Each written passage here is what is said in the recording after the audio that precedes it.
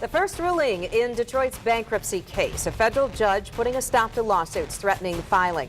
It is a big step forward for the city's bankruptcy proceedings.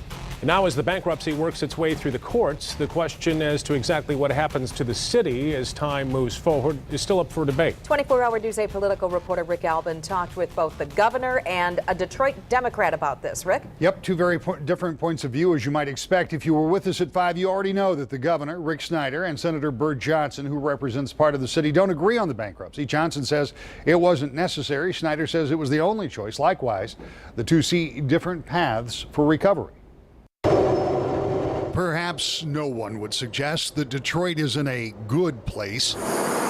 Deep in debt, unfunded liabilities into the billions, a city that is broke and broken, with crumbling infrastructure, declining services, and by the governor's estimate, as many as 130,000 abandoned, empty, or dangerous structures and pieces of land. Bankruptcy won't fix the city, but it may give it room and time to grow. Governor Snyder says that private investors could see the area as a value once some debt has been eliminated and services restored. If we resolve the city service issue, Detroit becomes one of the great value places in the world. And that's the natural driver of private investment. So again, people wouldn't want to invest if they didn't know where the bottom was at. Once you understand that we've reached that low point, we're stabilizing, and you're going to get better services, then it becomes a value equation. So natural economics should work here.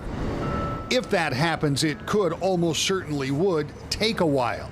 Senator Burt Johnson says he thinks the problem deserves immediate and national attention, all the way to the White House.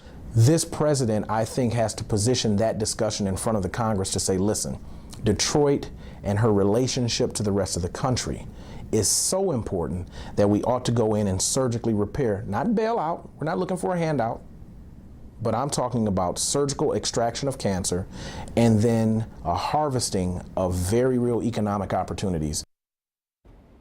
I asked Senator Johnson about the realistic prospect of getting help from Washington and talked with Governor Snyder about the real potential damage to people, particularly those who have pensions from the city that could be greatly devalued during bankruptcy.